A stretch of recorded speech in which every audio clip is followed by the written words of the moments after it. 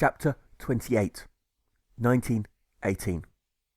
After all his travails 2 years ago, when breathing exercises and a hunger strike had left him low, whilst crucifixions were enforced by soldiers on assignment, Alfred becomes one with the universe in this tomb-like cell, this cave in which he has been forced to dwell throughout months of solitary confinement. This tomb-like cell is sooty, sunless, and small, with a bed of wooden planks propped against this wall, and a stone door rolled across that divide. Without a chest, cabinet, or chair, some bread and water is on the floor just over there, and a garden is hidden outside. The year is 1918. A Canadian sportsman is winning the first ever National Hockey League without making many mistakes. An American inventor is installing the first ever set of hydraulic brakes, and a South African rebel is being born. In Latvia, Lithuania, and Czechoslovakia, the people are declaring their independence. In Russia, the communists are rising up in ascendance. In Spain, an influenza pandemic is spreading with scorn, whilst the British pass a bill to give some women the vote, as their army travel to Palestine by boat, where they dock during a tumultuous storm. But Alfred is unaware of his tales, tidings, and tricks. Now he is prisoner 5446, here in this reformatory, having heard his death knell and ascended into hell. This is his purgatory. Left and neglected, he waits to be resurrected and rise again in glory.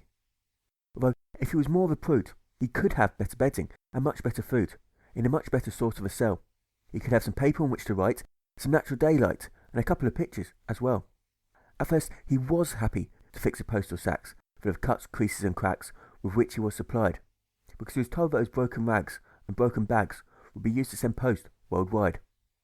After a month of good behaviour, which his guards were happy to savour, Alfred was rewarded with a merit stripe. He received a mattress made of straw, a book about the law, and a photo of Cleo which he stuck to a pipe.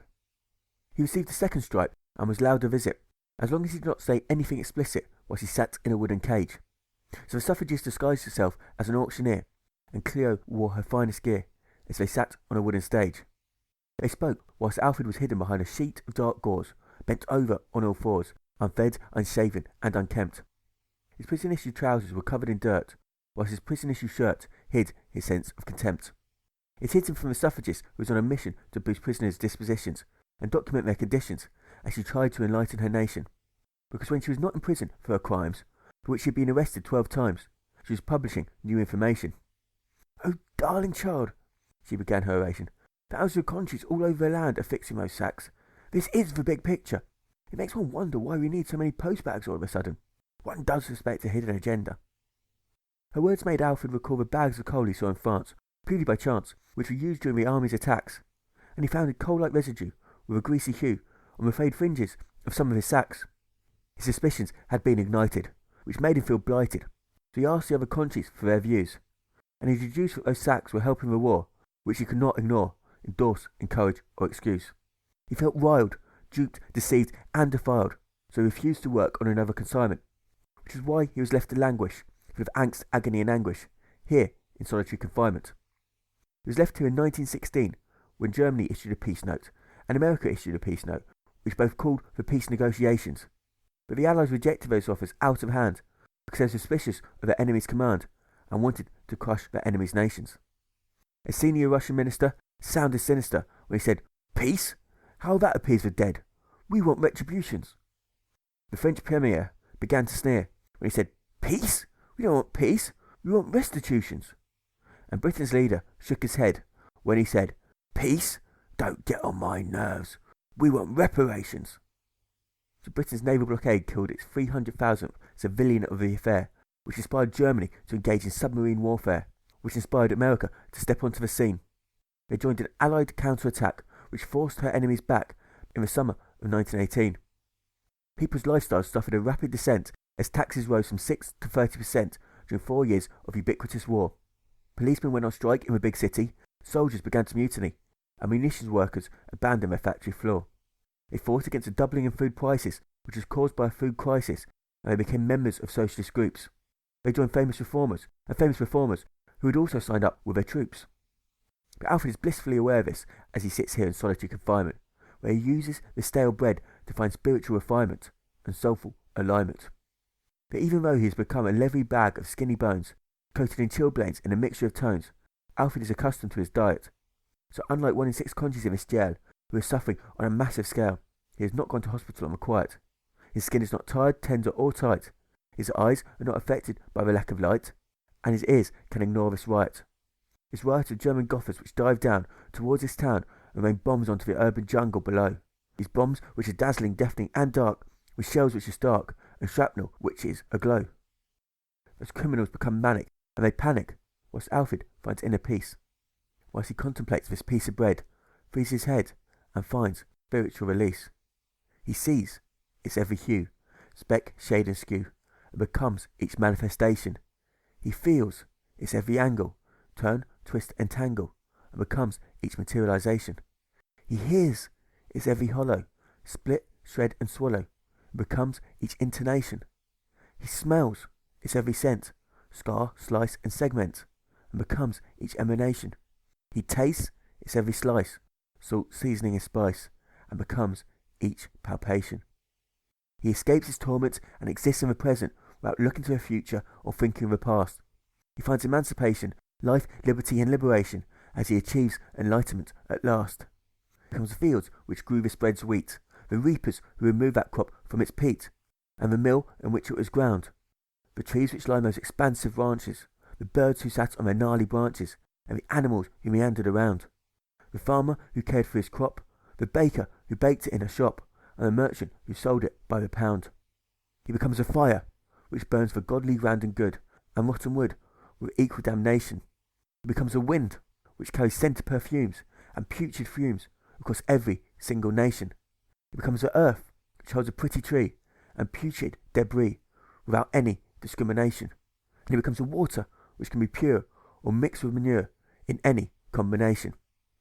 He becomes the earth, wind, water and fire in every dog, fox, fish and frog, deputy, drummer and draftee, in every cow, camel and cat, bee, bird and bat, and piece of artillery. He becomes them all, embraces them all, and escapes from false perceptions. He becomes part of a greater whole in which all things are connected and subjected without any exceptions. As all things unite, fill him with light and free him from misconceptions. And so Alfred embraces life, soldiers, struggle and strife, his society and himself. Serenity fills his heart, to start, before it improves his spiritual health, before he rises above strain, above pain, and above stealth. Alfred is delivered, and he is transfigured as he ascends his spiritual mountain, whilst bombs continue to spray in every way like water in a fountain. His clothes glow with light, his face turns white, and his figures will start to appear. He sees his father walk the earth, his own birth, and the good German who whispers in his ear. "You are like a son to me, Alfie," he says with reverie, glee, and cheer. "With you, I am well pleased." So Alfred's journey through understanding love and oneness has brought him to a state of wholeness, which is his final destination. After being involved in many mistakes in his youth, he has evolved towards the truth and achieved his soul's salvation. The first leg of Alfred's journey involved using his knowledge, as he evolved his understanding at college, where his studies made him strain. His father's stories taught him about action, and his school taught him about abstraction, as he struggled to use his brain, before the good German's fables showed him what understanding enables, which really helped him to gain. But Alfred's understanding was only ever finite, because even with hindsight, there was always more information for him to discover. A matter of gradation, his knowledge relied upon education, with an infinity of facts to uncover. So the second leg of Alfred's journey involved using his emotions, as he evolved his love for many notions, during experiences which tore him apart. His Sunday school teacher brought him lust, and his authoritative teacher brought him disgust, as he struggled to use his heart, before his good deeds for the community unlocked love's opportunity, which helped his life to start. But Alfred's love was only ever finite. It brought him despair as well as delight, because there were always more sensations for him to discover. Based on desire, possession and need, love was never guaranteed, with an infinity of feelings to uncover. He treated the cadets with a rebellious sort of scorn, refused to wear the army's uniform, and argued with his mother. He challenged the White Feather Brigade, protested against the naval blockade, and rebuffed the requests of others. So the third leg of Alfred's journey involved using his spirituality, as he evolved his being towards immortality, and proceeded towards his goal. His breathing exercise made him introverted, and his hunger strike made him disconcerted as he struggled to use his soul. But as he practiced mindfulness, he finds oneness and finally becomes whole. He uses compassion to overcome brutality, detachment to overcome mortality, and love to overcome hate. He embraces one-legged jailer without going berserk, refusing to work or starting a new debate. He smiles during this random cell inspection, acts with affection, and holds himself perfectly straight. "Can I work on behalf of the other prisoners, please?" he asks as he passes his empty plate. Please, to cook or clean for them, perhaps." This request would have been rejected before, but the war makers are not so rash anymore, now that NCF report on their inhumanity, on force-feeding hunger strikers to stop their starvation, leaving the sick without medication, and driving conscience to insanity. The peacemakers who have died in prison and lost their vision due to the war makers' vanity. "See what can be done, me hearty," the jailer replies with mundanity. "Ah, but don't be talking to me again, 5446. The rule of silence." The jailer leaves Alfred behind his immutable metal bars, where his cheeks glow like moons and his eyes shine like stars, in a manner which is serene. And because of his characterizations, or the government's communications, Alfred wins over this former Marine. "He can work vamping the King's furniture," he says after some delays, which are caused by a leak in the canteen. So Alfred gets to know this man whose muscle triceps and muscle biceps bulge after years spent sailing the oceans, who wears his uniform with a chest which is puffed, a face which is chuffed, and pride in all of his motions, in all of his stumbles and all of his tumbles, as he struggles to use his wooden leg without taking any potions. "They needed me hither. They were understaffed. For war," he says as he sways because of his heady emotions. "Couldn't return to the Navy, even though me be a veteran of more conflicts than most.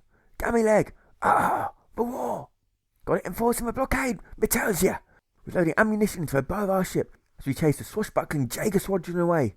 Ah, every Hosselhorn ship flying yonder was firing back on our craft and spoiling for a fight. Shot the fuel store, shattered the turret, smashed the boiler. One of Fitz's shells landed nearby and broke asunder into several chunks, which flew through the air and flew through my leg. Farewell sliced and diced it. Ah, the war." "That's awful," Alfred sympathises and empathises as he offers to shake his jailer's hand. "What the deuce?" his jailer replies with a sound which is marvellous, then glorious and grand. "Don't ye speak, 5446, the rule of silence, and don't ye offer your hand. Don't shake hands with scurvy dogs, squiffies, or scallywags. Me, fought hard for the land under your feet with this here hand, these fingers, this palm, the war. Ah! Shiver me timbers, don't get ye, really don't. You either be precious, peculiar, or uncommon shameful. Cannot be sure, but mine's been an honourable life. Ah! Lost a leg. Not going to be shaking hands with your type. No, thank'ee. You've been quadding for a reason, me tells ye. Don't you be thinking you can play a game with me, Sonny Jim. Ah! Me be's of a good mind to clip you round your ear hole. You may lay to that." The jailer is neither feisty, foul, nor fair, without cruelty, charity, or care, but he is disturbed by the conscious morality. He controls the other inmates with force, and shouts until he is hoarse, but cannot affect the conscience with such brutality, because they meet his threats with fraternity, his hatred with humanity, and his gloom with geniality. "You're getting much better at using that leg," Alfred says as he works away steadily. "Silence, 5446! The rule of silence!" the jailer replies as he breathes in heavily. "Ooh-ah! Ooh-ah! Ooh-ah!" "You're looking good today," Alfred tries after 2 more weeks. "Silence, 5446! The rule of silence!" the jailer snorts and contorts whilst he speaks. "I'm loving that new haircut. It makes you look like a film star," Alfred continues as he stands by his tap which leaks. "Silence, 5446! The rule of silence!" the jailer says as he gasps at air, rests on his chair, and puffs his scarlet cheeks. "Please tell me, do you have a family? Pretty please with a cherry on top," Alfred asks as he sands his wood at various speeds. "Silence, 5446! The rule of silence!" the jailer pleads. "Have a toddler who's in love with a bilge. Ah! A sailor, me tells you. Ah! The war." So Alfred carves a seagull and makes his wooden hull whilst he makes his wooden toy boat. He makes some portholes, some poles, and some sails from a piece of his coat. And with his oneness, serenity, and peace transferred, he gives it to the jailer without adding a word, or seeking profit, pleasure, or praise. He does not act with expectation, exhortation, or malaise. "Please tell me, what's sailing like?" he asks after a few more days. Silence! 5446. The rule of silence! The jailer says, it's like home, landlubber. Ah, it's like fish and chips, warm beer and Sunday roast. Bobbing up and down, cradle in frothy waves. There's nothing like it. Savvy? Seen all, me tells you. Ah, the rise of a battleship, the birth of a torpedo, submarines, the war. Sailed across every ocean, sailed near and far. The navy, merchant fleets, private yachts. Ah! Alfred waves, whistles and winks, beams, blushes and blinks, but does not add a single word. He helps the jailer to rest his leg, sounds his wooden peg, and whistles like a bird. Please tell me, what's fighting like?